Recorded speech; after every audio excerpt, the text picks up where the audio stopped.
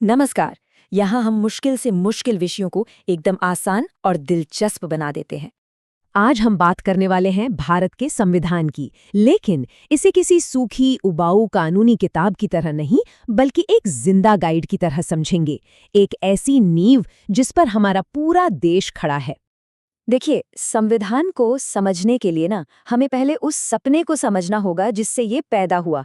ये सपना था अपने शासन का, अपनी पहचान का, और ये सफर बहुत लंबा और चुनौतियों से भरा था। चलिए इस सफर पर थोड़ा और करीब से नजर डालते हैं।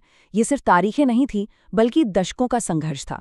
1934 में जब एम.एन. रॉय ने ये आइडिया दिया, तो ये एक बहुत बड़ी, एक क्रांतिकारी सोच थी। फिर 1940 में दूसरे विश्व युद्ध के दबाव में अंग्रेजों को सैद्धांतिक तौर पर झुकना पड़ा। लेकिन असली काम शुरू हुआ 1946 में, कैबिनेट मिशन के साथ, जिसने हमारी संविधान सभा का रास्ता साफ किया। अगर संविधान को एक शरीर माने तो प्रस्तावना भाई वो उसकी आत्मा है। ये सिर्फ एक इंट्रोडक्शन नहीं है, ये हमारे देश का पहचान पत्र है। ये बताता है कि हम किन उसूलों पर, किस सोच पर खड़े हैं। ये 5 शब्द, और वो भी इसी क्रम में, ये हमारे देश का पूरा कैरेक्टर बताते हैं। संप्रभुता यानी आज़ादी से लेकर गणराज्य यानी जनता के शासन तक का एक लॉजिकल सफर। हाँ, एक बात याद रखने वाली है, समाजवादी और पंथनिरपेक्ष शब्द शुरू से नहीं थे। इन्हें 1976 में 42nd संशोधन से जोड़ा गया, जो उस दौर की राजनीतिक और सामाजिक सोच को दिखाता है। प्रस्तावना सिर्फ देश को ही नहीं बताती, बल्कि हर नागरिक से 4 बहुत गहरे वादे भी करती है। यही तो हमारे संविधान का असली मकसद है। जैसा कि डॉक्टर अंबेडकर ने जोर देकर कहा था, स्वतंत्रता, समानता और बंधुत्व, ये तीनों अलग अलग नहीं हो सकते। ये एक ऐसी तिकड़ी है जिसके बिना एक इंसाफ पसंद समाज बन ही नहीं सकता। तो आत्मा को तो हमने समझ लिया।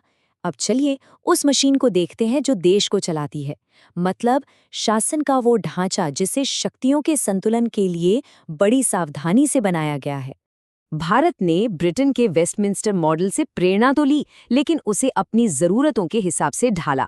इस सिस्टम में एक नाममात्र का प्रमुख होता है, यानी राष्ट्रपति, और एक वास्तविक कार्यकारी प्रमुख, यानी प्रधानमंत्री, जो संसद के प्रति जवाबदेह होता है। ये सिस्टम जवाबदेही और स्थिरता के बीच एक शानदार संतुलन बनाता है। अब भारत जैसा विशाल देश, जहां इतनी विविधता है, उसे चलाने के लिए शक्तियों का बंटवारा तो जरूरी था। तो संविधान ने इन 3 सूचियों के जरिए केंद्र और राज्यों के बीच काम को साफ साफ बांट दिया। और हाँ, यहाँ भी 42वें संशोधन ने एक बड़ा बदलाव किया था। शिक्षा और वन जैसे 5 विषयों को राज्य सूची से निकालकर समवर्ती सूची में डाल दिया, जिससे इन अहम मुद्दों पर केंद्र की भूमिका भी बढ़ गई। तो ऐसी क्या बात है जो भारतीय संविधान को इतना खास बनाती है? एक तो इसका जबरदस्त आकार, और दूसरा वो सारी खासियतें जो इसे दुनिया भर के विचारों का एक बेहतरीन संगम बनाती हैं। 2 साल, 11 महीने और 18 दिन, सोचिए इतना लंबा समय लगा इसे बनाने में। ये दिखाता है कि कितनी गहराई से, कितनी बारीकी से हर चीज पर विचार हुआ। दुनिया का सबसे लंबा लिखित संविधान यूं ही नहीं बन गया। करीब 60 देशों के संविधानों को पढ़ा गया और इसके ड्राफ्ट पर 114 दिनों तक बहस चली, ताकि ये भारत की हर सच्चाई, हर जरूरत को पूरा कर सके।